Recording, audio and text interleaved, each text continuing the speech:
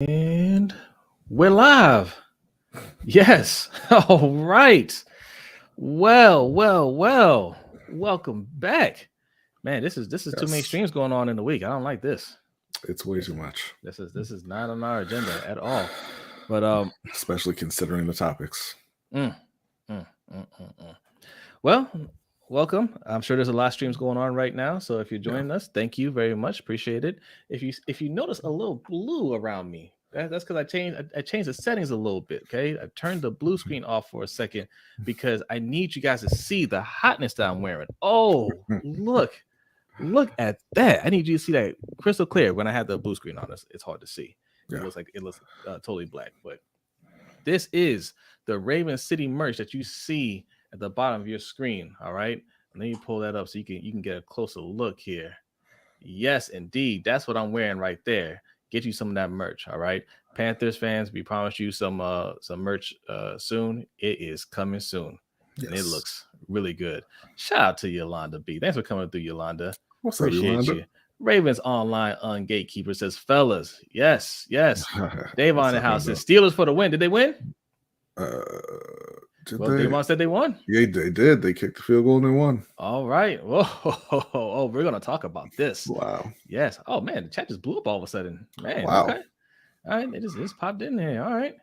Yes. Shaheen is here. It says shake and bake, Brodny.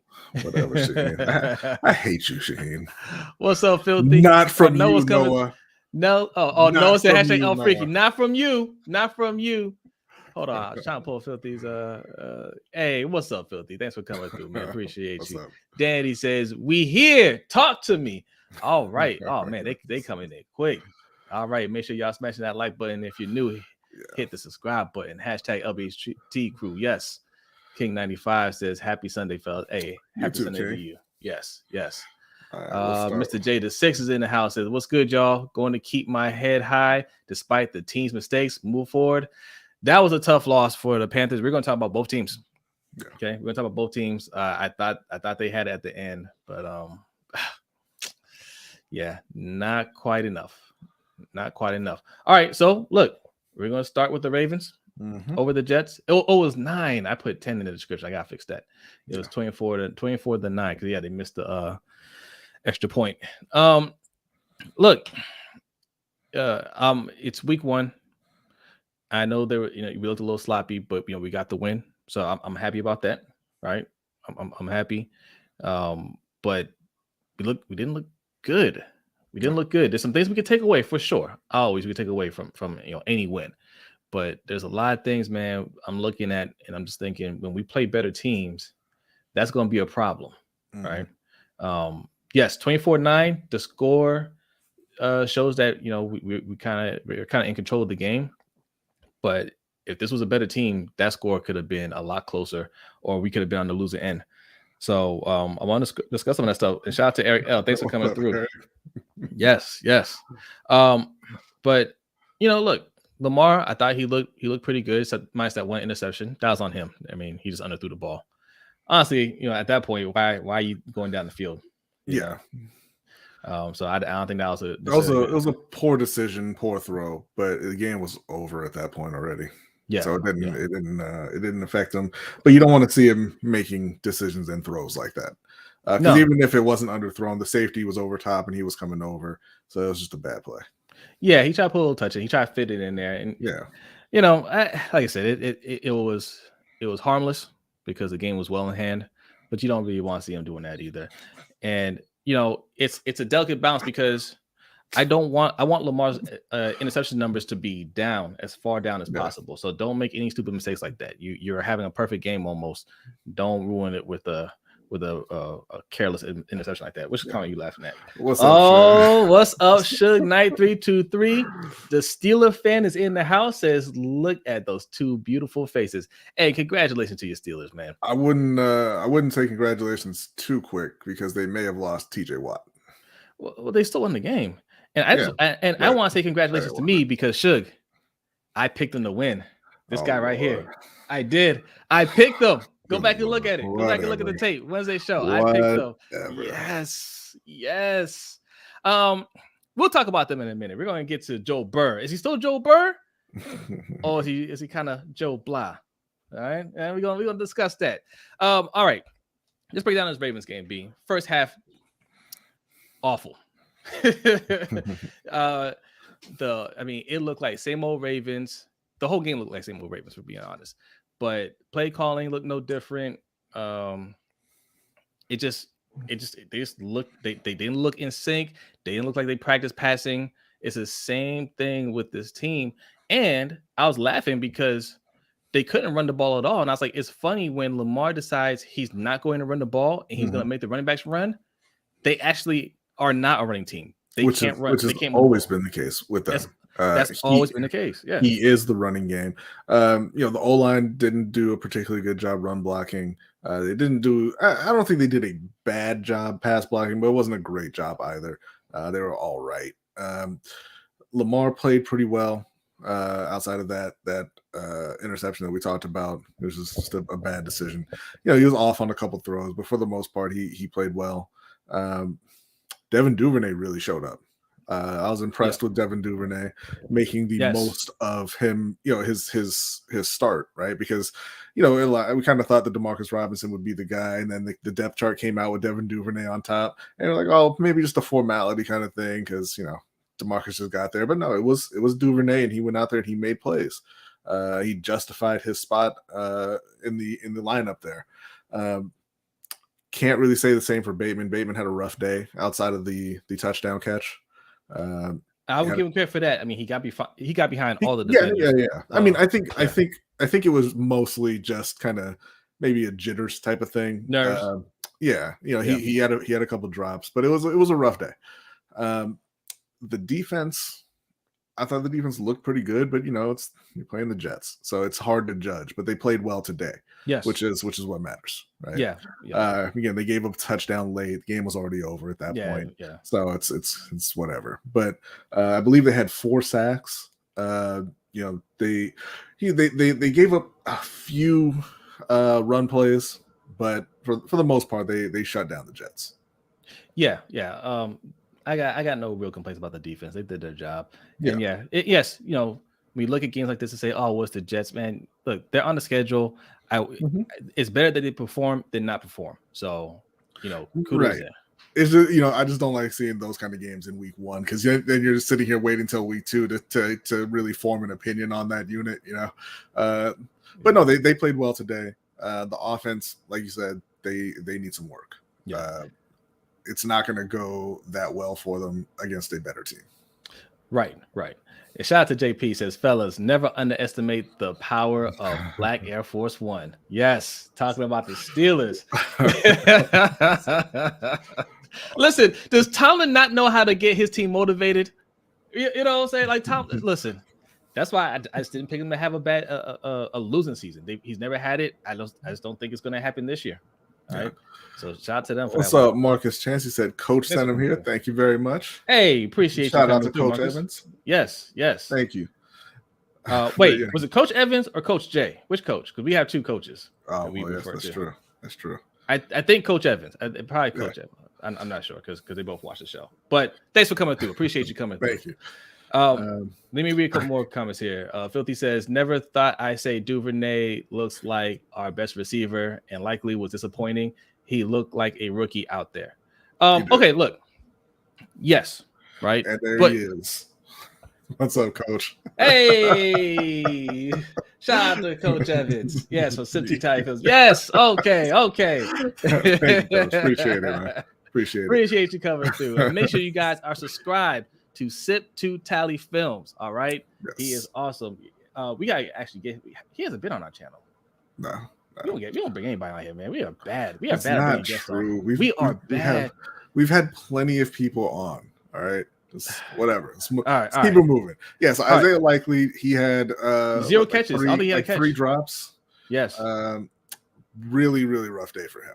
Obviously, he was never going to live up to the 100 yards in 15 snaps that you saw in the preseason game. But that was a little. Yeah. I don't want to say it was a little concerning. I think it was very similar to Rashad Bateman, right? Like it's his first game out there. I think it was probably a case of nerves, and he just wasn't fully ready to be out there today.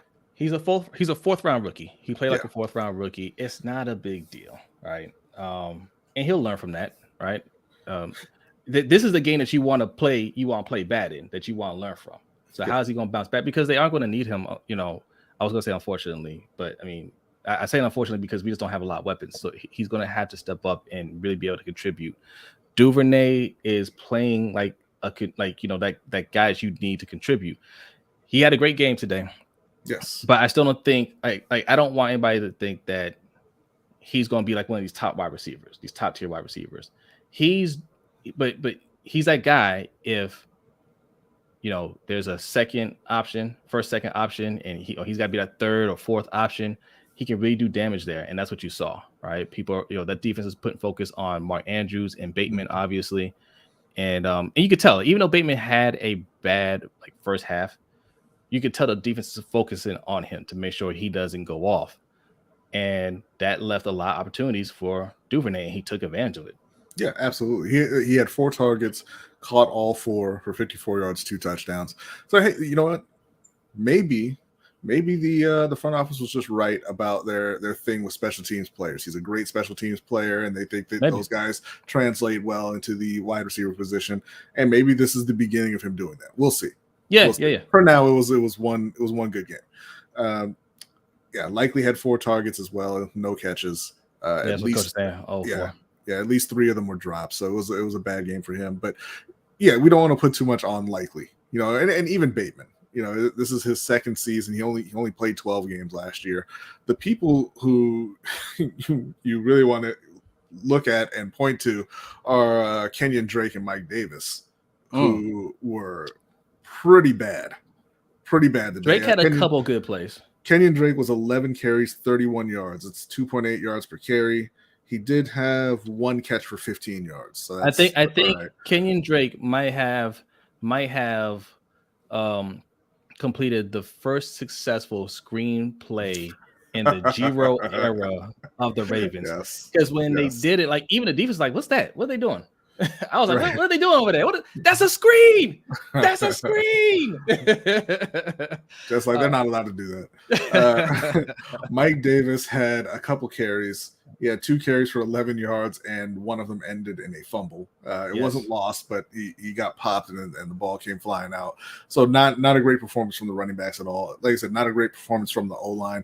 We should mention as well, they lost Juwan James for the season to a torn Achilles. So it's very unfortunate. Very unfortunate, man.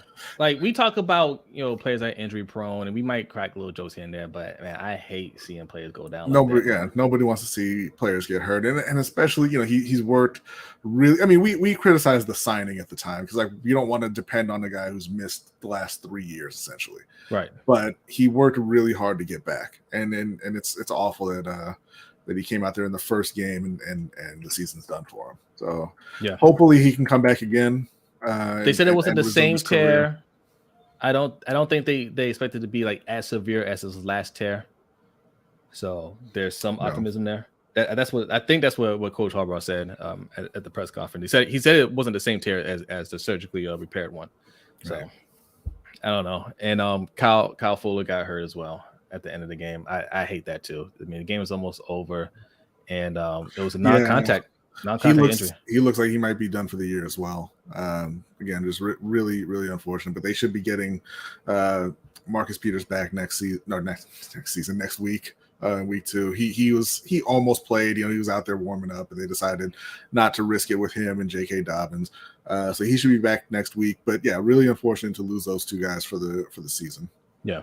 Possibly for the season. We don't know about Fuller yet. True. And shout out to Tracy. He says, fellows, what's going on? What's going on, Tracy?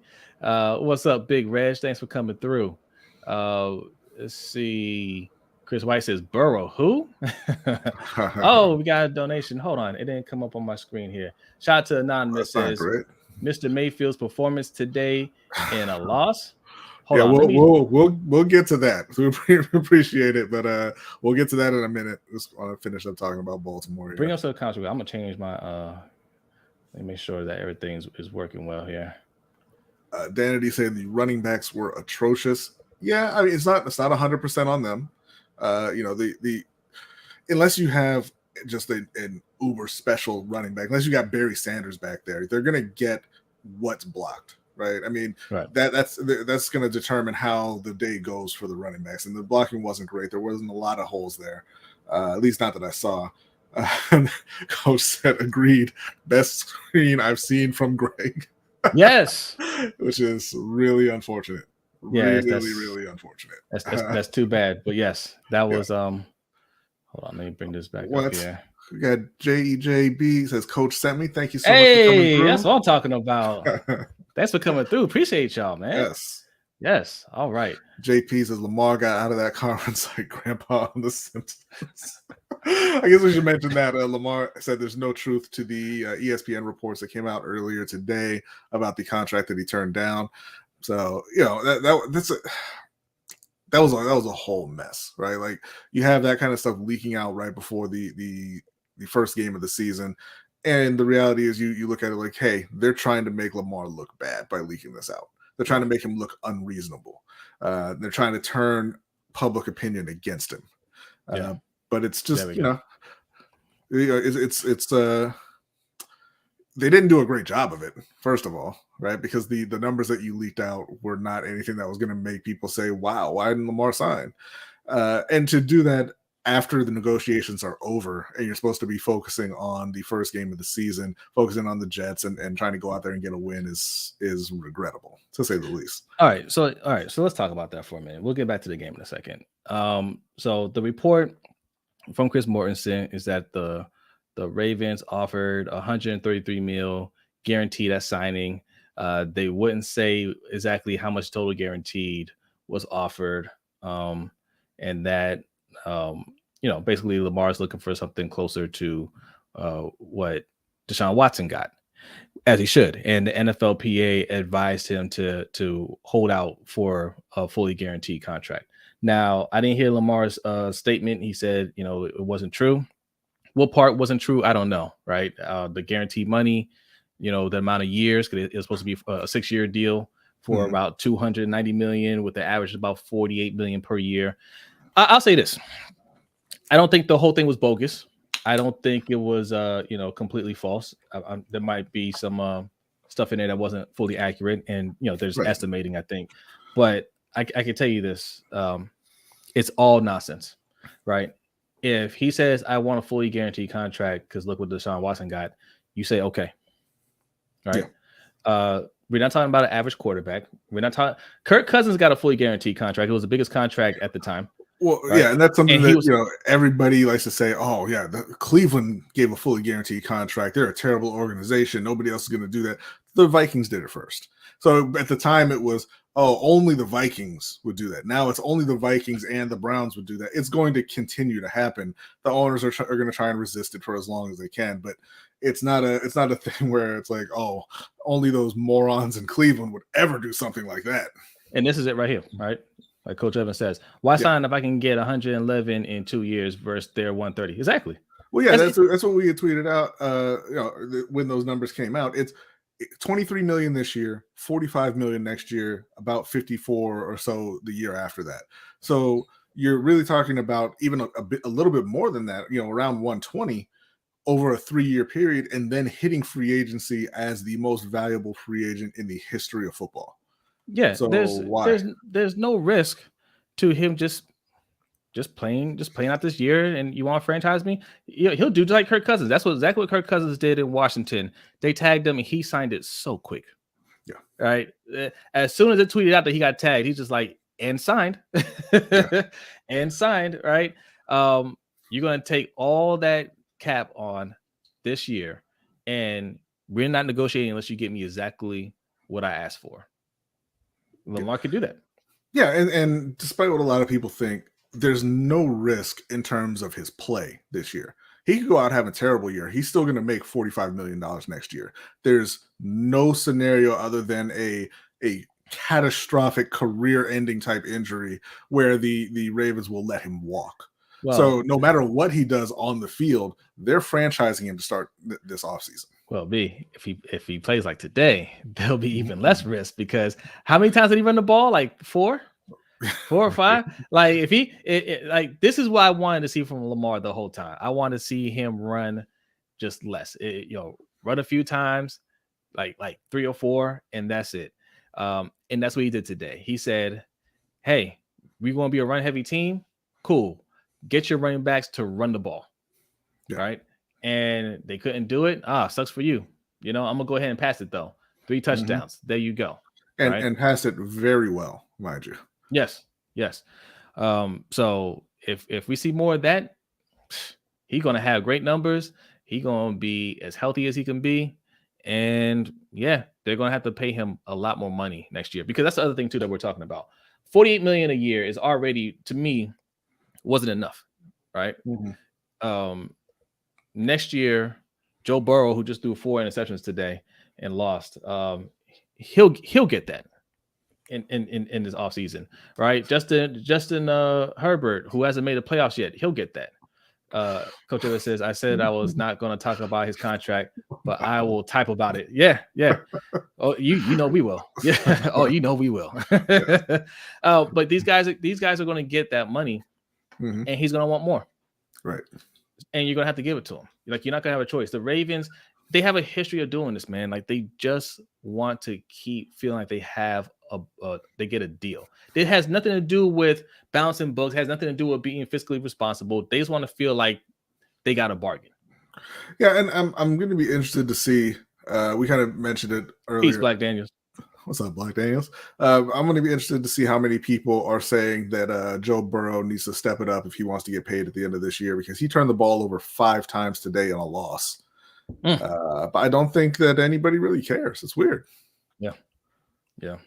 Agent E says Lamar should have ran 100 yards against the Jets today. No, he shouldn't. No, make the running backs do it. Right? That's why you have him. He's a quarterback, and he won throwing the ball. Right? Yes. If the run game sucks, hey, I was told we had such a great run game. That's what I was told. Let those guys run then. Right. Let's see what else we got here. Danny says way too low. That's not even in the middle point of the 2 franchise tags. Yeah. So One Session says he totally agrees with me. Appreciate you coming through, One Sessions. Thank you. Yeah. 19 rushing yards. Who was that for? Lamar or I think he had 17.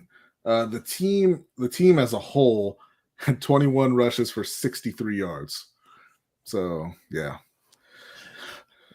there you go. Now, I mean, that should take care of itself once JK and Gus are back, hopefully, but I wouldn't expect a huge bump in that if Lamar's not going to be running. What's up, Zaul? And what's up, and more importantly, if the O-line is not going to play better. Now, hopefully they will. This is week 1. They haven't played together. They had some injuries. Kenyon Drake and Mike Davis are not an inspiring duo. So hopefully, as the weeks go on, you'll see that run game begin to pick up. But it just wasn't there today. Okay, so the run game is just like I said, it's not going to be anything. We can't really expect anything until Dobbins and Edwards come back fully healthy, right? Then we can really judge them. Wide receiver core. Well, how we feel about the wide receiver core after today? I mean, I feel the same way that I felt before the season, honestly. It was a great day for Duvernay. Absolutely. You don't want to take anything away from Duvernay. Particularly that first touchdown. He made a really nice catch on that one. It was a great throw, great catch. The best day he's had as a pro so far. So congrats to him. I think Bateman will be just fine moving forward. I think he's a really, really skilled receiver, and I think he's going to play well. I don't think he's a 12 or 1,300 yard receiver right now, but I think he'll play well. The other guys,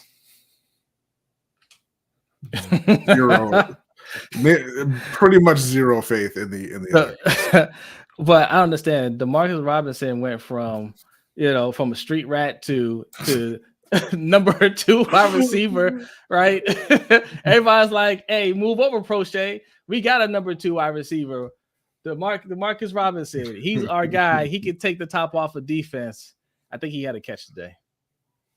Maybe 2 catches. Yeah, I think he had a couple catches for, I believe, 10 yards.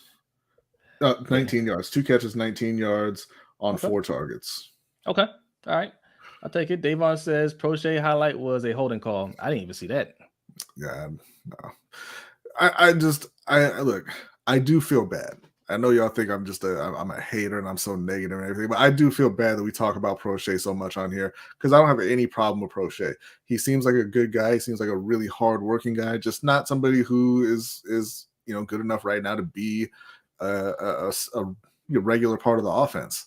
Yeah, and I don't want to come on here and like clown Prochet every week, man. just because y'all keep bringing him up, but we're going to. Now, see, look, I gotta find a hoodie, right? I was gonna wear it. See, y'all don't even know. I have one of his Channel 3 his hoodies. I got one of his merch. I told his uncle I would buy it, and I got it. See, it's all love over here. It's all love. Listen, finish the sentence, Davon. Don't tell me I don't feel. Don't tell me I don't feel, Davon. I'm a human being. Goodness. Yes, the no look pass was awesome. That's on a second touchdown to the Duvernay. That was amazing. I don't think they gave that as much appreciation on the broadcast as they should have. Right. They spent a lot of time talking about Matt Stafford's no look pass that ended up as an interception, but and they weren't even being negative about it. That's the crazy thing. Now Bateman, he had a rough first half. But that touchdown when he got behind the defenders, I think that was pretty awesome. Now, it looked like a little miscommunication going on, but it doesn't matter, right? Coach, what? What are you looking at? Man. Heartless like Kanye. Oh, Jesus. We ain't here talking about a Ravens win. And y'all just want violence. His uncle, listen, the way he defended Prochet online and went at us, it had to be family member. Yeah. He said it was his uncle. So I he sent me the link to the Channel 3 store. I said, look, I'll hook him up. Don't worry about it. I got you. So yeah. Shout out to Prochet and his family. It's all love. It is what it is, though. But okay, wide receiver core. I mean, they look pretty much what we thought they'll look like. The O-line, not great. They didn't look anything like last year, though. So that's an improvement. All right. Yeah, but Villanueva was not here, so how could they? Next week, though, it's going to ramp up pretty quickly. They've got Miami next week, which means that, particularly for the defense. Do you think Miami's defense better than the Jets? I think the Jets have a pretty good defense. No. I mean for Baltimore's defense, it's going to ramp up pretty quickly. They're going to be dealing with Jalen Waddle and Tyreek Hill next week, along with Chase Edmonds. Well, I'm talking about for our O-line. Now, for the O-line. I think they're gonna struggle until Ronnie Stanley gets back, until Linderbaum gets comfortable. Yeah. Because I mean, the right now the players just aren't that good on the O-line at the moment, right? Yeah. Linderbaum's just getting started. Nobody really believes in Penn Powers very much. Patrick McCarry he's a very valuable piece because he can play anywhere on the line, but he's not particularly good at any of those spots. He's not like a guy that you want to put in there full time, but he's going to be playing full time. Yeah. Maybe next week, maybe we get a look at Daniel Falalele. He was a healthy scratch this week, but with Jawan James being out, maybe he gets in there and they can see what they've got in him. But yeah, so I mean, I think for the O-line, it's going to be a struggle for the first several weeks, I think. But the defense, like I said, they played really well today. They're going to get a much stiffer test next week. Oh, yes. Oh, yes, they are. It's amazing how well you can look when you have weapons on your team. Yeah. Tua looked really good against the Patriots, who were the number 2 defense in the league last year. I just want to point that out, right? Yeah. It's not like they're playing some bums out there. That's the number 2 defense in the league, and they had no problems with them today. No, not really. Okay. So, yes, it is going to be stiffer competition, but we do believe that Peters will probably be back next week. And look, our safeties, Marcus Williams earned that money. He looked good today. I do want to I'm sorry, go ahead. No, say Chuck Clark too. Chuck Clark looked good. Yeah. And I told you this during the game. I don't know why Ravens fans have such a problem with Chuck Clark. He's a good, solid player. He's not a superstar or anything like that, but he goes out there and he plays well. I just don't get the hate for Chuck Clark. And good point, Danny. I'm going to point this out. 73 people in the chat. Go ahead and hit that like button, kings and queens. Indeed. Appreciate that. And if you are new here, go ahead and hit that subscribe button. Also, I see some people watching over on Facebook and Twitch. We are streaming over there, yes, and Twitter. So go ahead and hit the like wherever you're watching this. Yeah. I do want to point out for the people who thought that Tyreek Hill leaving Kansas City was going to be the end of Pat Mahomes. Right now, they're playing Arizona. There's about 7.5. They're halfway through the second quarter. Pat Mahomes is 16 for 19, 163 yards, 3 touchdowns, no interceptions. So who has the touchdowns? I'm curious. Clyde Edwards-Helaire actually has 2 of them. And Travis Kelce has the other. Juju has 5 catches for 60 yards so far. Scantling has 1 catch for 17. Hardman 2 catches for 14. So he's spreading the ball around a bit. But yeah, the offense is moving much better than it was this time at this point in the season last year. Listen, guys, the road to the Super Bowl goes through the Kansas City Chiefs. Okay, they are the baddest team walking in the AFC, no question. All right, 4 years in a row, they in the AFC Championship game. They are the team to beat still. All right. Let's see here. Shaheen, what is up? He says, can we give Michael Pierce his flowers? He's galaxies ahead of that Brandon Williams individual. Well, Brandon Williams is falling off. Like both of them in the, at their peak. Brandon Williams is a better player, but yeah, Michael Pierce I thought was a really good signing for them. And once they get Travis Jones back, that'll be a pretty formidable interior. Yes. But again, it's hard for me to praise too much playing the Joe Flacco led Jets. Yeah, you only take so much away from that, man. They look bad. I mean, they did their job. They held them to 9 points. That's cool. I want to see what they do next week against the Dolphins. Honestly. The bright spot for the Jets was what's the running back's name? Michael Carter. Michael Carter. Garrett Wilson. Garrett Wilson. Yeah. But and the defense looked good. Yeah, I think the defense looked pretty good all in all.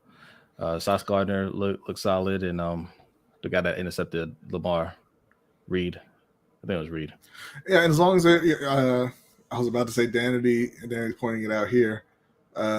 Queen had a good game and his tackling improved. I thought it was going the other way because the very first play that I saw with him, he got into the backfield and missed the tackle, and I was like, "Oh, here we go!" And he got up and was celebrating. I'm like, and I get why he was celebrating, right? Because he kind of redirected the running back and they stopped him, but you didn't stop him, right? You could have, right? So Goldman says dominant. Yeah, it was a good win. It was a good win. We played sloppy, but when you can play sloppy and still get a comfortable win, it's a good day, right? Yeah, no, absolutely, and that's the kind of win that we should have been expecting for them against a team like the Jets. Playing poorly, right? Had they been playing well, had they been kind of hitting on all cylinders, it would have been 48-9 or something, But yes. But playing, like they were, they haven't had really any time in the off season playing together, practicing together. So they were, out of sync, but they still put up a nice win.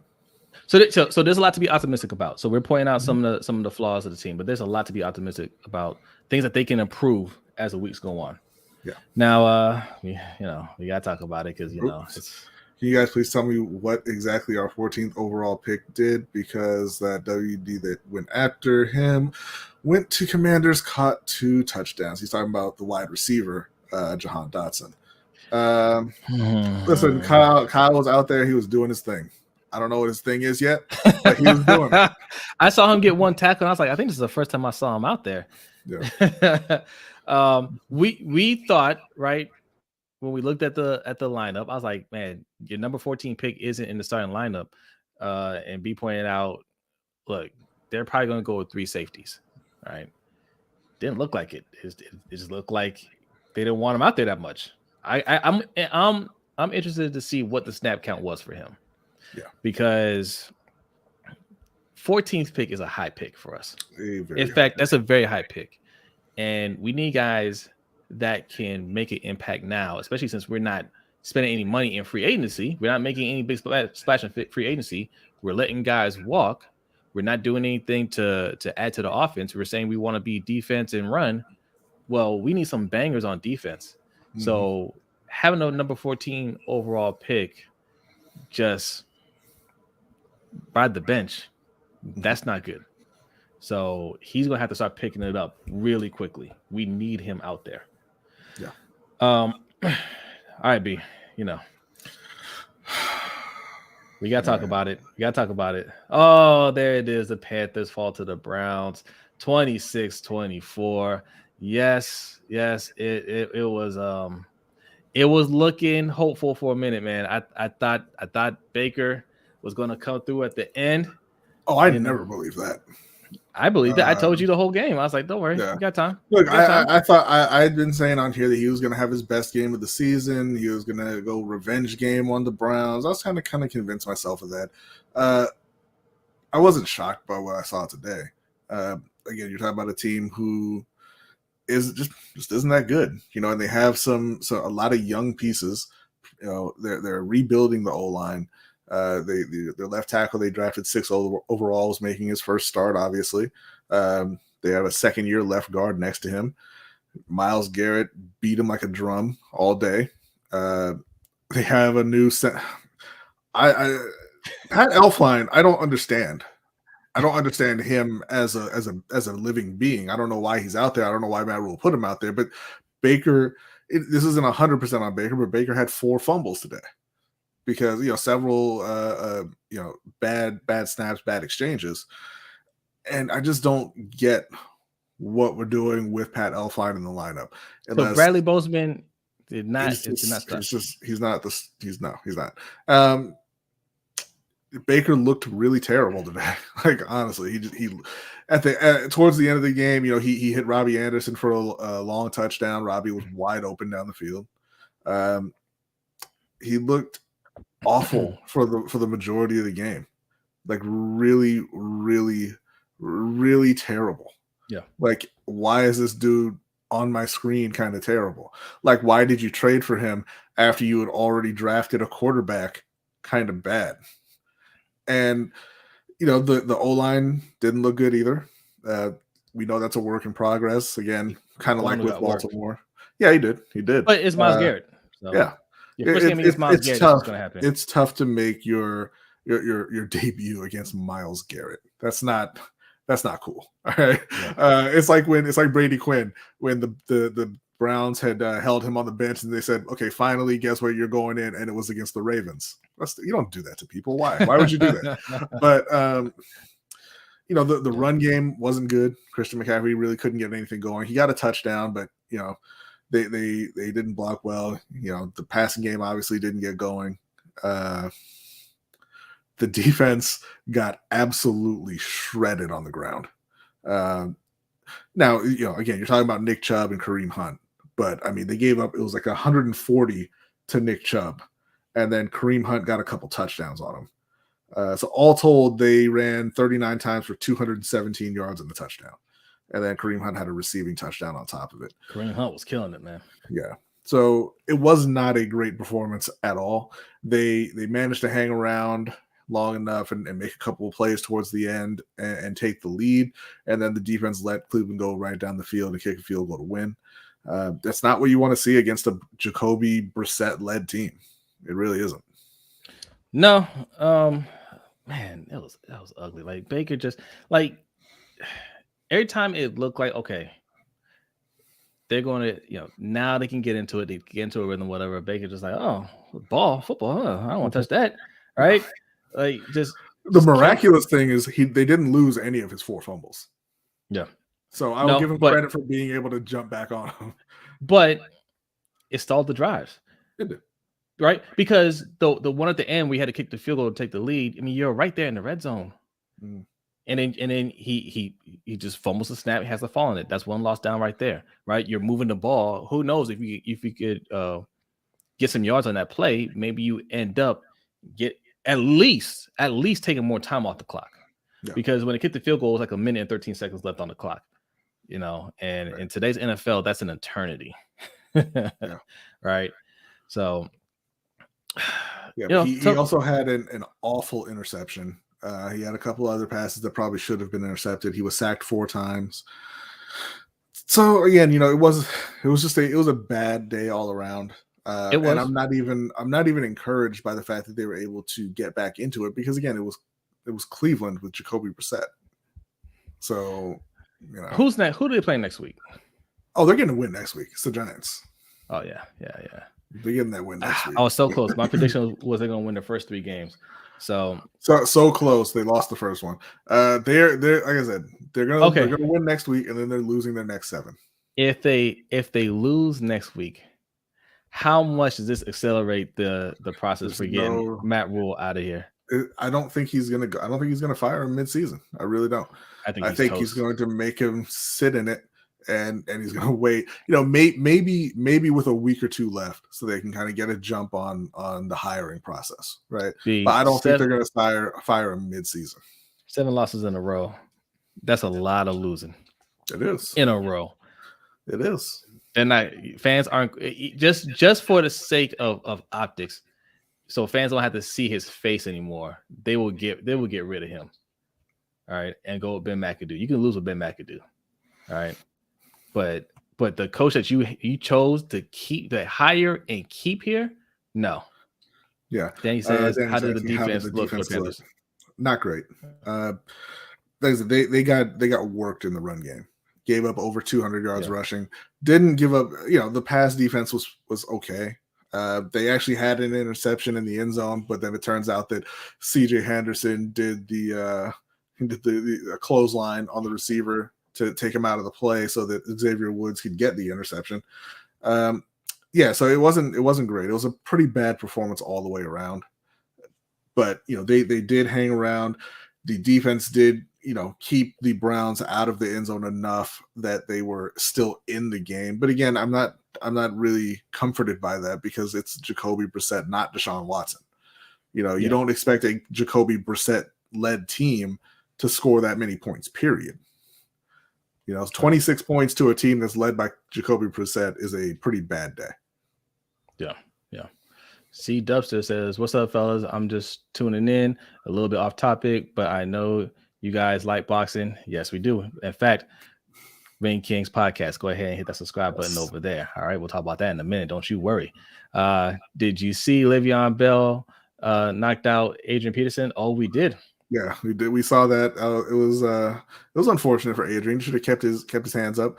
But more importantly, did you see Nick Young dive out of the ring? Because that after his Olay spin. he missed the uppercut and literally did a spin move to get off the ropes and out of the way. And then later on, the guy kind of shoved him a little bit. And then he took a few steps and dove out of the ring. What's up, Kimberly Harmon? She says, "I'm happy the Ravens won." Yes. Yeah.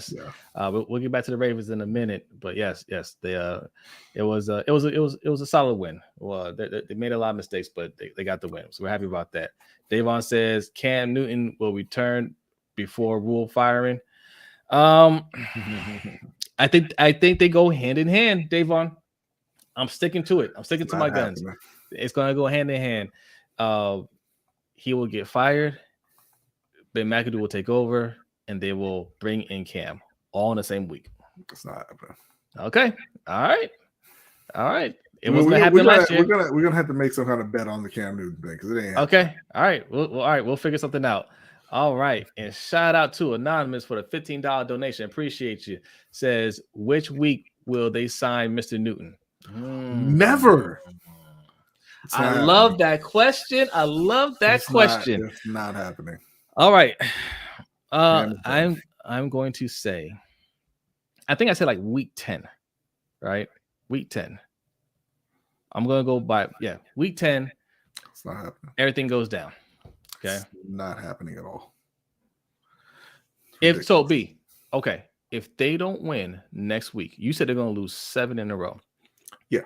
So if they don't win next week, that means by week 10, they might be winless.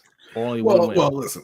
If they don't win next week, I think they'll find a way to pick up a win in that stretch, right? Like, do you think they'll have 2 wins? It's not a no. I'm saying, I mean, if they don't win next week, well, no, they'll pick up a win along the way, so they'll have 1 win. I think they the job done next week, though. It's the Giants. Giants playing right now. What's the score today? They are playing right now. It was 7-0 last time I looked. Let me check again. You lost the Giants last year. 13-0. You know what? Why are you? Is Baker Mayfield not better than Sam Darnold? Is Ekwonu not yes. better than Cam Irving? Is Christian McCaffrey not here? Yes, he is. He's here. He's here, right? Yes, he is. Thank you very much. So why are we talking about last year? Why are we talking about last year? Mac Jones said he's better than ever. You know, you got Brian Daboll as a coach. Saquon is healthy, and they got they got the kid Thibodeau. Oh, he's out for a little while, isn't he? Yeah. Okay. Yeah, they don't have anything. Wan'Dale Robinson just hurt his knee. Don't know how serious that is. Hopefully he's all right. The Giants are down 13-0 right now. Dontrell Hilliard caught a touchdown pass, and they've kicked 2 field goals. All right. Yeah. All right. We'll see. There you go, Mr. J. Let him know. We are not going to sign Cam again. He won't do it. Exactly. Won't he though? No, he won't. No, he won't. Cam is for the people, man. Cam is for the people. I don't count him out. The people don't want to see this organization try to embarrass Cam again. He's gonna be the savior. He's gonna be there to help them out. Davon says #Dirty Mac. Which Mac are we talking about? Are we talking about Mac Jones?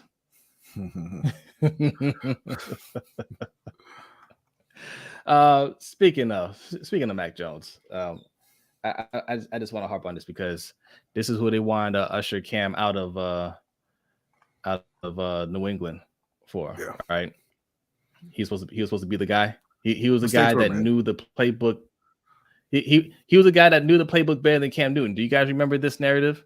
All right, yeah. Matt. He knew it so well, and Cam didn't know it, and he was teaching Cam the playbook and all this stuff. And look how accurate he was last year, right? Look how accurate he was. And this is Tom Brady light, and he's just all business and all this stuff. How you do today? How you do today? I think 3 or 4 turnovers. They had a pretty bad day.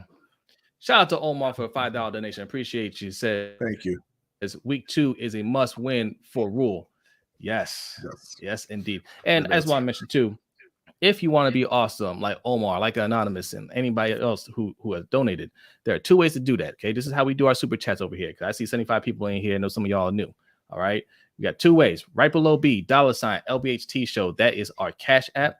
All right. Also, that pin link that you see in the comment will take you to our Stream Elements page. Both ways, you leave your donation, leave your comment, and then you get that awesome animation right there, right next to my face. All right. Yes. I appreciate that. Danny says, what improvements do Ravens and Panthers need to make to win game 2? Well, I'll let you start with the Panthers. Go ahead.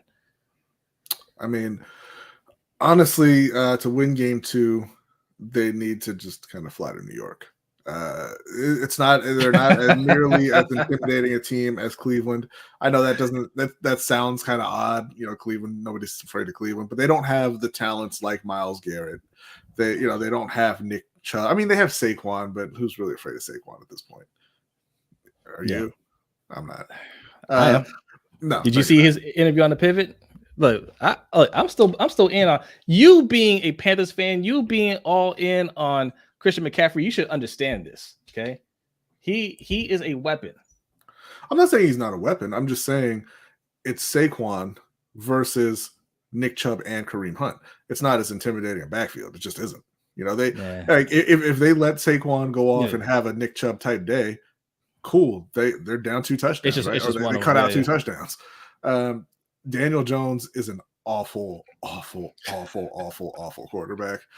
We'll have to see what is the issue with Wan'Dale Robinson. He hurt his knee. He's out of the game today. Hopefully he'll be all right for next week. But if he's not, then they're down one of their playmaking receivers as well. Can he go away? I'm not real scared of him at this point. Can he go away? Wow. That's what people. That's not me. That's what people have been calling him. What is that about? That's what the people have been calling him. Can he go away?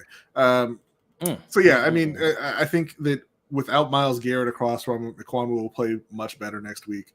I think that the run game will be much better next week against the Giants than it was today against Cleveland. I think Baker, I mean, God, I hope that they can limit his pass attempts. And they can get the ball into DJ Moore's hands, let him make some plays. So I'm going to say that they just need to kind of stick to what they're doing. No, they need to just stick to what they're doing, get Christian more involved, which is something that we have never had to say in Carolina, right? We need to get Christian more involved. He didn't have a lot of touches today, but get him the ball, get DJ Moore the ball, and the defense should be able to handle Daniel Jones and the Giants. So they should be all right. Okay. All right. Yeah, I'll probably pick the Panthers next. Well, not probably. I will because I picked them to win the first 3 games. So I'm picking the Panthers. All right. The Ravens. Who are they playing next week? Miami. Oh my God! Did you see? You see Miami today? Mm-hmm. All right. So look, we have to get a little bit healthier in the secondary. Meaning Marcus Peters has to come back. Mm-hmm. And just play. I'm not worried about it. If you have Marcus Peters and Humphrey out there, you're 2 true starting corners. You got Marcus Williams who played good, Chuck Clark. Those. I mean, it's a strong secondary. They shouldn't have the same success against us as they did against the Patriots. Even though Patriots are a very good defense, they're got to play more disciplined football all around for the defense because they had, I think, like 3 or 4 holding calls on the defense today. One of them was a push off, so I don't count that one. So I would say 3, but just play a little bit more discipline, solid tackling. I think they did pretty solid today on that side of the ball. The offensive side of the ball, they need a lot of work. And again, a lot of that is just execution, right? It is what it is with Giro. He's just not a good play caller. He's just not good. But you gotta make do with what he gives you, and that starts by catching the ball. And how many drops did they officially have for the Ravens today? Because you got to add at least 2 more to it because they don't count the drops where the ball just goes right through the hands, right? I don't know. I mean, they're not really an official stat. And everybody tallies them differently. So it's difficult. Because Tylan Wallace had one. I know it didn't go down as a drop. It was a drop, right? Like just because you couldn't bring your hands close together to catch the ball and it just goes, it goes through your hands like you're holding up a field goal sign. That's a drop, right? Bateman had one of those too. Obviously, we know about likely he had, he was 0 for 4. It was a tough break. Fine, whatever. Shake it off. Next week, catch those passes, right? Yeah. So, and I think he will. Yeah, I think so too. But what do they need to do? But that's what they need to do, especially if you're playing against a team. Get healthy and run the ball. You want more of that? What you saw today? Listen, I was going to say, unless J.K. Dobbins out there, avoid running the ball. They look worse than last year. And shout out to Naughty Boy for subscribing. I love Davon, man. Him and Jay, eternal optimists. Give me more Kenyon Drake. Hey, I'll take Kenyon Drake on a screen. We can do some more screen passes, But no. Execution on the offensive side is what we're going to need against better competition like the Dolphins, right? Yeah, they obviously can score. A little taste. The Patriots have Damian Harris, Ramondre Stevenson. They went out there 22 carries, 78 yards for the game, 3.5 yards a carry, no touchdowns. They had a couple of 12-yard runs. So I mean, it wasn't a totally awful day. Damian Harris, 9 carries, 48 yards himself. So he had an okay day going. But Baltimore's worse than New England when we were looking at the running back situation in the run game. So I don't know that you want to really try to force that. You want to test it and see how it's going, but you really need to lean on Lamar. I think, you're going to have to run a little bit just to keep them honest, but really you should pass it a little bit more. Not saying, look, we don't have a air raid type of offense, but you're going to have to air it out a little bit more, right? And trust that your receivers that you decided this is your handpicked team. This is your handpicked team. We mentioned Prochet and we joke a lot about it, but he's out there. He can catch the ball. Get him the ball. Yeah. Right? Get your wide receivers involved more. So do that. Oh, and shout out to Anonymous for a $15 donation. Says, Thank you. what if Panthers call Mr. Newton after 3-5 start? The thing is, they're not going to start out 3-5, so they're not going to call. Yeah. And that's the thing. I don't even necessarily disagree that they might call him at some point. He's not going to answer. Yeah. But I think week 10 Anonymous. It's because he can't get open, coach. Zero targets for Prochet. Look, man, it's because he can't get open. All of his catches so far. All of his catches in the NFL so far have been the result of the defense saying, we're not going to cover that guy. Listen, so this is how this whole thing started with us versus Prochet nonsense, right? Like the fans think we hate Prochet because we call it like we see it. Look, it doesn't matter. It doesn't matter how we feel about it, right? What we know is that's what the Ravens feel about it, right? And we keep trying to tell y'all, yes, okay, we can say he can get open. He can get separation. He can run good routes. You can say all that. Still not throwing the ball. 0 targets. You mean he wasn't a healthy scratch? He was out there. They're just like, nope. We're going to drop some plays for this 4th round rookie tight end who keeps dropping the ball, right? but you know what that doesn't say? That doesn't say you're wrong, B. Like, occasionally they'll just play 10 yards off of him, let him catch it, and then tackle him. And other times they just don't bother to cover him at all. Hey, free Prochet. But that's our point though, right? Our point is they don't believe he's that guy. And they show it week after week after week. Even Tylan Wallace got targets. Because last year it was, how could he get in the game? He was on the bench because they had Hollywood and they had Duvernay and they invested in Sammy Watkins. But Sammy's gone now. Hollywood's gone. Yeah, and it's just the young guys. So why can't he get in and get targets?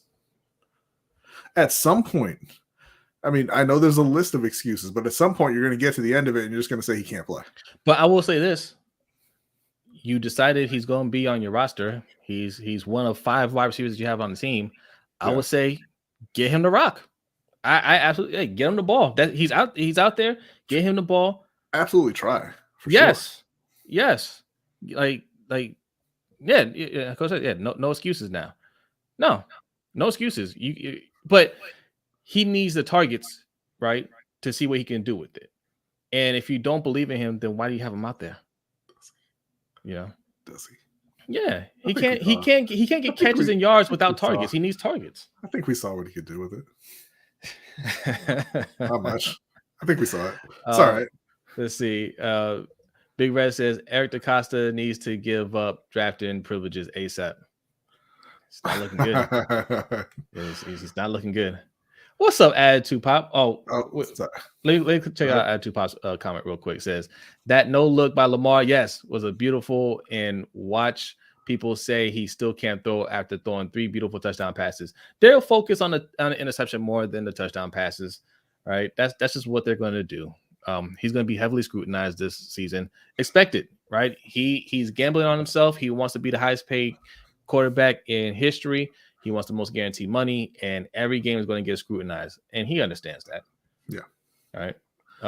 What were you clicking on, B? And Ferris said that Kenny Go-Away just caught a pass. Oh, there you go. See? He actually has 2 catches on 2 targets today. So that's right. Yeah. That's right. Bringing it back. All right. Let's see. Shout out to Tribe. Thanks for coming through to the live stream. It says, is it true that after the game, the Bengals kicker swapped jerseys with Scott? No.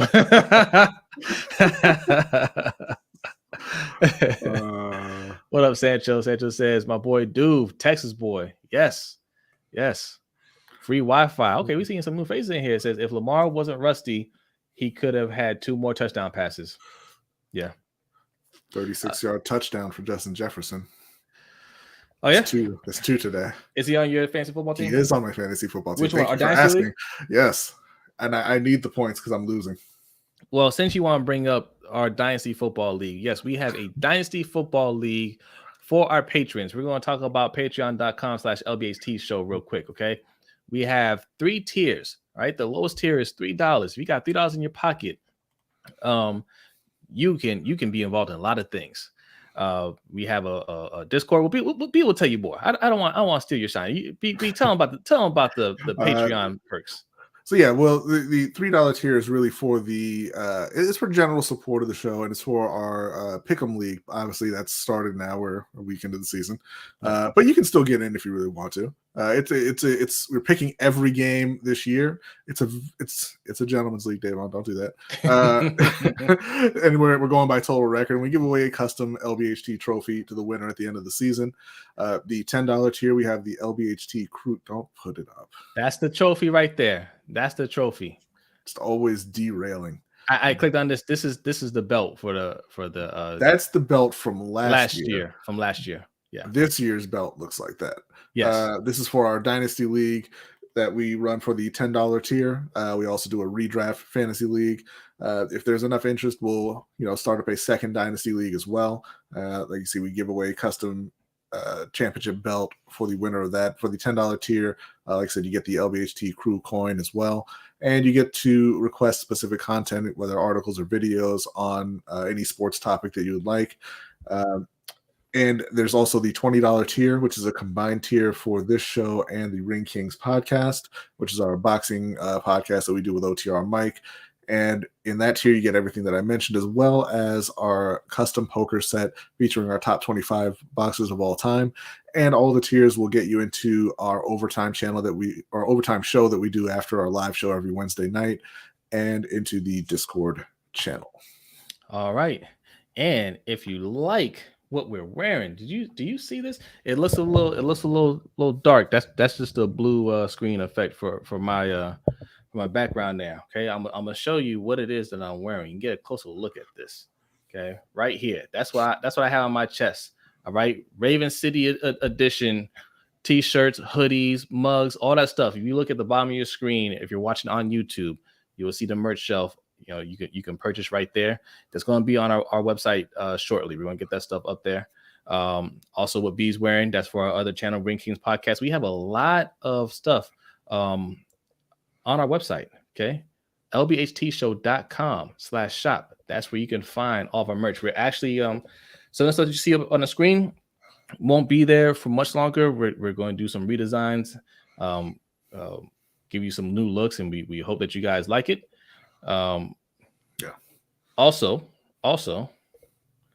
we mentioned it, Ring Kings podcast. That is our other channel. So if you like boxing, you can find us there with our friend OTR Mike. Okay, we put a lot of content out there. We didn't live stream this weekend because the Clarissa Seals got canceled. The fight got canceled. But next weekend we'll be picking it back up with the Canelo and Triple G fight. If you do listen to audio podcasts, both Lunch Break Hot Take and Ring Kings podcasts are available on Apple, Spotify, Amazon, everywhere the podcasts are available. And if you want to help out, you can leave us a 5-star review. It really helps with discovery and kind of pushing the shows out there. All right, so let's spend some time talking about this, B. Free Wi-Fi says, what do you make of the leak contract? Do you believe it, or is it, or does it not even matter? I believe parts of it. Like, again, Lamar Jackson came out today and said, hey, there's no truth to that report. I think there is some truth to the report. I don't think it's 100% accurate, right? They obviously offered him something that he just turned down, right? He wants something that they don't want to give him. They're offering something that he doesn't want. How much of that report is true? Don't know. But $133 million at the time of signing, the way everything was worded. Here's how you know. Here's how you know when people are reporting stuff in the media, who they're trying to represent, like which side they're trying to represent. Okay. Right. The numbers get worded a little differently. They get worded in favor of the organization, right? Like, hey, they made a good offer, because the way they said it was, hey, what they offered at signing was more than Russell Wilson and more than Kyler Murray. But what was the total guarantee? That's what they left out. Was that more than Russell Wilson? Was that more than Kyler Murray? And that's the thing. You're trying to make Lamar look, like I said, unreasonable. Yeah. You're trying to say, hey, man, we made him a great offer. He's saying, no, there's nothing we can do about it. It's not our fault. Go after that guy. Don't come after us like everybody is currently doing in all their comments. Because, they specifically worded it that way. Hey, we offered him more than Kyler Murray. We offered him more than Russell Wilson, because the media has already been pushing this. You're not going to get a fully guaranteed contract. Deshaun Watson is an outlier. Only the Browns will do that, even though that's not true. Another team has already done it. But they want to make it sound like, hey, we're offering him the most money out there, and he's still saying no. But the problem with saying that is, they said 133 was more than Kyler Murray at 103 and more than Russell Wilson at like 124.5, I believe it was. Yeah. And that's fine. And that may be true. But like you said, the total guarantee, or kind of like the practical guarantee, is a different number. And you don't bring that up because, hey, Russell Wilson had 124.5 guaranteed. That's more than Kyler Murray at signing, right? Because Kyler was 103. But the full guarantees for Kyler Murray are about, 24 million more than Russell Wilson. Yeah. So you kind of, it leads me to the assumption that it's the same situation. Okay, we offered more at signing than Kyler Murray, but the full guarantee may have come in short of that 189.5. And if you put that number out, Ravens fans aren't going to rock with you and say, oh yeah, well, he should have signed. They're going to say that's a ridiculous offer. Yeah, because you're coming in lower than Kyler Murray, and there's no dispute that he's better than Kyler Murray, right? So it's like, why are you trying to pay him less than this guy who that organization doesn't even seem like they trust him fully, right? They try and put language in his contract to make sure that he's actually studying the playbook, and they still gave him the money. So yeah, when you look at it that way, they know that they're not going to be on the side for that. So you admit that you play with the numbers to make it look like you're giving him this great deal and he should be taking it. Another thing that they'd like to say, another word that they like to use to it just seems like it always applies to the black players in the league. Favorite phrase. Right. Generational wealth, right? You never hear that brought up for any other players than black players when they are trying to negotiate their money. Oh, he was offered generational wealth. I saw Jeff Draper put that in his article. I hate when they do that, right? He's making generational wealth right now. He's making $23 million. Yeah. Right. What would you do with $23 million? I know what I would do. Shout out to Ferris for the $50 donation. Appreciate you. Says, I know people who do hard. What's that? DR something to get high. I just watch football. I love football. Oh, okay. Hard drugs. Yeah. Hard drugs. Okay.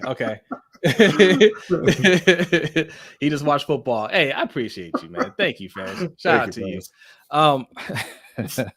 And if you want to follow Ferris, Let's Get Ready Network, okay? Yes. Check out the Let's Get Ready Network. He has a whole sports division over there. They do a lot of stuff on that channel. So make sure you subscribe to him. But it's phrased that way to make you, as a fan, try to put pressure on Lamar and say, hey, look, this is more money than you've ever seen. If I had that kind of money, if I got that kind of offer, I would take it, and you should take it, right? It's a tactic to try to put pressure on him. Yeah, and not only that, it's toward a specific audience, the audience whose favorite phrase is the ungrateful athlete. Yes. Hey, it's generational wealth. He would never make that kind of money doing anything else. They don't deserve to be making that kind of money. He should just take it. Yeah, absolutely. And that's a tactic that's just not going to work. You tried it already. It didn't work. You tried that with Kaji Ismail, right? When Kaji Ismail was putting that out there last year. Oh, he was offered generational wealth. I was there in the during negotiations. I saw what he was offered. It was generational wealth. I wouldn't have turned it down. Yeah, I know you wouldn't have turned it down. You ain't him. Right? You also wouldn't win an MVP. Right. I mean, I don't really like being that guy, but yeah, you would have taken it. You had 5,000 career yards. Yeah. Like you're like, I don't like being that guy either, but you were never in a situation that Lamar was in. Right. And if you were, maybe it'd be a different conversation in terms of what you were offered and what you would accept, right? All of those guys hold out for the most money. And no, don't put in the chat about Tom Brady. Tom Brady he's the second highest paid player in NFL history. Okay. He was number one until this offseason when Aaron Rodgers went for 50 a year with his extension. He's made more money than anybody else, so I don't want to hear it. I want you to go to Spotrac and look at Tom Brady's contract. Look how many years after he's done playing they're going to have to pay Tom Brady. That's the part that they don't talk about. Oh, he always takes team-friendly deals. No, he takes deals to where he gets his money still, and the team can still bring in players. He helps them lowering the cap number. Yeah, not taking away his money. Mm-hmm. Right? Yeah, like Taysom Hill, he had a team-friendly deal, right? He's got like $80 million, but they're gonna be paying him for about 7 years, and they're fine with that. They'll spread out the money, the cap goes up, right?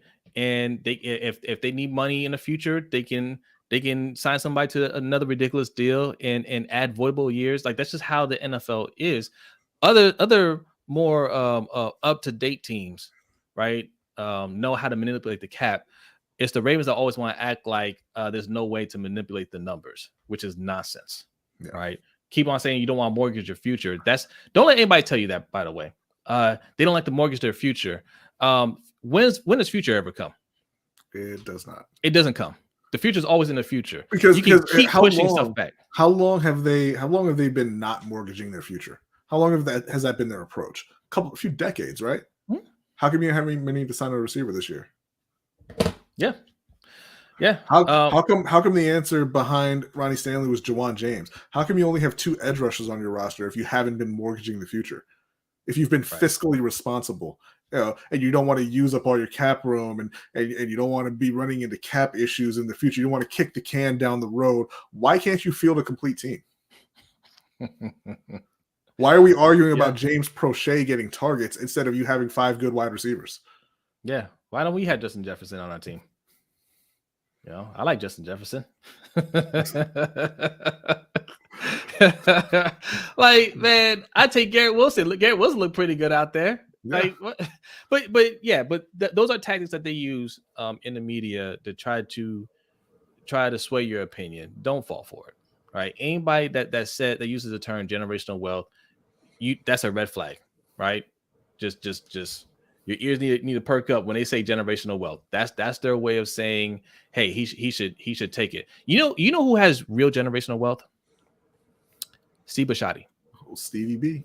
Steve Bisciotti has his family for generations to come. Mm-hmm. He has generations wealth. Okay, for generations to come will be wealthy, not rich, wealthy. Okay, yeah. His great grandkids will have old money. That's what they call it when you're just born into money. His great grandkids will have old money. Okay, they will be wealthy. That's generational wealth. Why can't we go to games for free?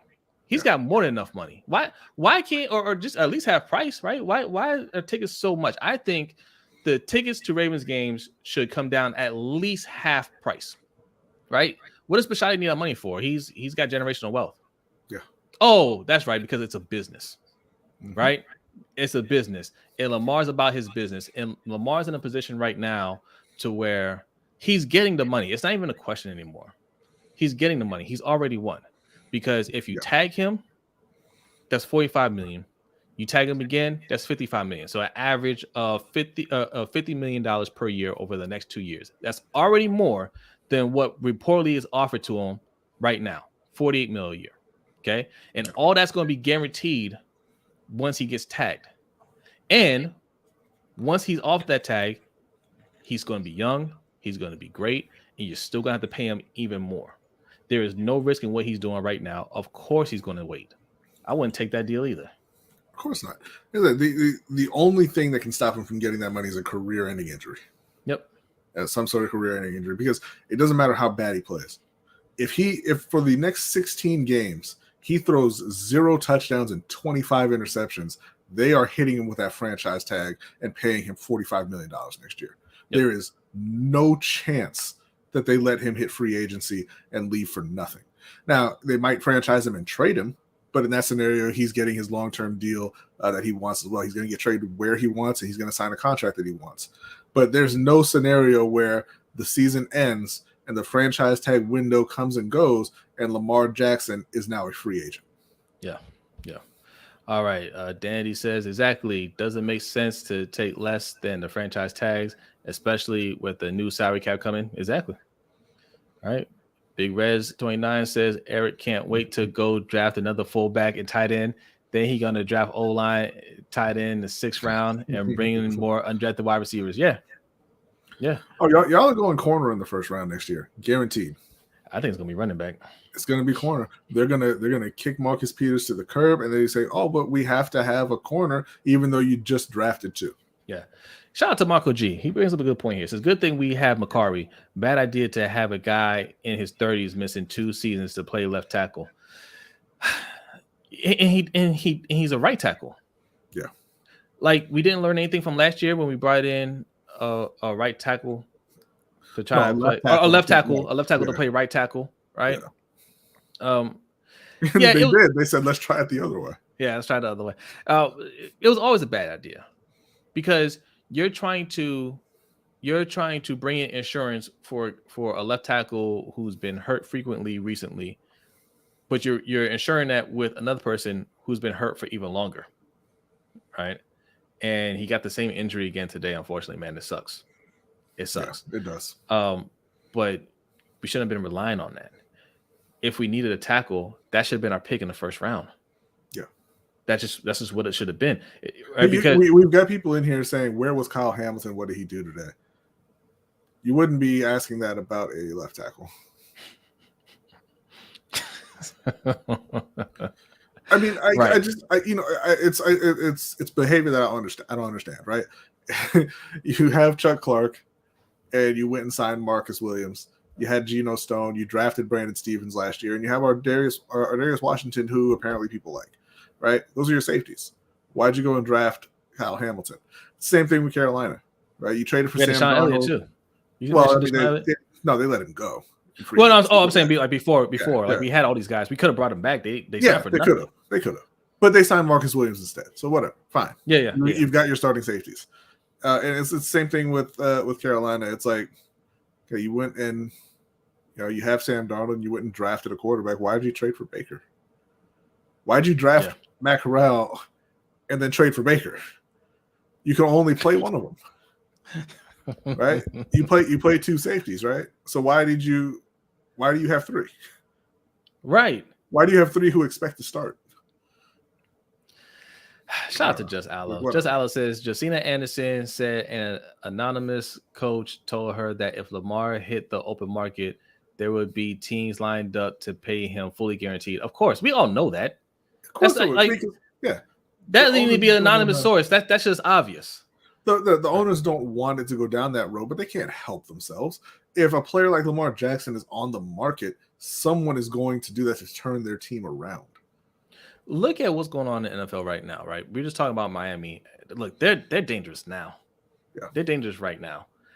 They obviously are looking to win right now. That's why they traded and paid a huge contract to Tyreek Hill, right? And they drafted Jalen Waddle last year. Mm-hmm. They're looking to load up right now. If Lamar becomes available, what would they not do to get him? And I don't know how many of y'all saw Jalen Waddle today, but there was a play where he caught a pass over the middle, and he got hit by 2 Patriots, and he ran right through them, accelerated, and took it to the house. And I just don't understand why y'all don't want to see somebody do that for Lamar. That almost happened for us today. Bateman caught a pass, got hit by 2 Jets, and the ball went out of his hands. Yeah. He was almost there. He was halfway there. But do y'all notice that, like, when Lamar throws passes to these guys, to Mark Andrews, to Duvernay, to Bateman, to all these guys, obviously not 100% of the time, but it's catch and down. But they catch the ball and they go down. They don't do anything after the catch. That's my point about Mark Andrews, right? And obviously, look, I love having Mark Andrews here. There's no, I got no problem with it, obviously. But he's not the type of playmaker that Kelsey is, right? Like we saw Kelsey in a Monday night game, take it to the house to get to, he caught one pass and just took it to the house to tie the game, get him to overtime, and then overtime he scores another touchdown. Like Mark Andrews doesn't do that. He's not gonna catch a ball and take it to the house. I seen him do it one time in his rookie season against the San Diego Chargers, right? I think that was Monday night too. All right. But I've never seen him do it since then. I've never seen him do like what Darren Waller did to us last year, where it's just like, we're going to throw it to Mark Andrews and Mark Andrews only, and there's nothing you could do about it. That's what they did with Darren Waller. Like he doesn't take over games in that way. Obviously, he's awesome, right? He can make catches, he can make tough catches. What's going on? I see your face. I'm sorry. You go ahead. It's halftime and Justin Jefferson has 6 catches for 158 yards and 2 touchdowns. B is very excited about this fantasy football league that we're in. I'm very excited about Justin Jefferson. I'll tell you that. You guys don't understand. Like this belt. Listen. Let me pull it up. This belt here, guys. Like the picture doesn't even do it justice. That is a nice belt. All right. That is a beautiful belt. And this group that's in this league, they badly want that belt. Okay.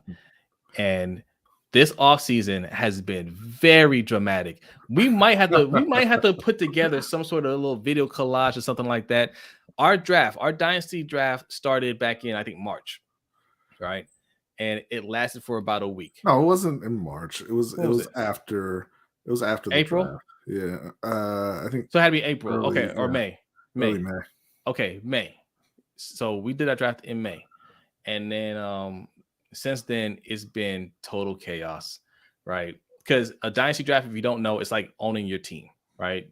So the players that you pick are the players that you have year in and year out. This thing is going to go on for years, and just like in real life, your quarterback's your quarterback, your running back's your running back. You can make trades, you can try to draft rookies, all that stuff. So this is what we're doing. It's the first year for everybody. So there's a learning curve, but people are learning fast, right? And people are learning hard lessons fast, that this is a no gentleman's league. Right? So it is funny. And B's reaction right there, that was genuine. Okay. He did a lot to become the top team. Him, Ravens Online Gatekeepers, right? And OTR Mike. Those are the top 3 teams in the league. I would say by far. Mikey is crushing me right now, I think, in our game. So yes, it is intense. It is intense. Yes, Justin Jefferson is a beast. We could try and get Justin Jefferson. We could have traded up to try to get him, but we're and that's just my thing. It's like, yes, he is a beast. So why don't Ravens fans want a player like that for their quarterback? Kirk Cousins has that right now. Wait, say that again. I think I'm not sure if that was on my end or your end, but you were breaking up. I think it was on your end. You froze for a minute. Okay. But I was saying, I don't know why Ravens fans don't want a player like that for Lamar, and aren't willing to pay the cost for a player like that for Lamar. Justin Jefferson is wasting all of this talent on Kirk Cousins right now. Yeah. I'll tell you what, though, they're crushing Green Bay. They sure are. 17-0. And all-world quarterback Aaron Rodgers, who doesn't have any receivers, 8 for 15, 76 yards and an interception. Hey, the first play, Christian Watson was wide open, beat everybody. He put it right in his hands, dropped it. Yeah, I'm going to be texting Mike about Christian Watson again shortly. You know who want to drop that? You know who want to drop that? Devontae Adams. Yeah. Let's not, guys, let's stop acting like talented wide receivers don't make a difference, right? This is what upsets me about our what's this? I get no respect from Jose. What are you talking about, Shug? You didn't mention his team.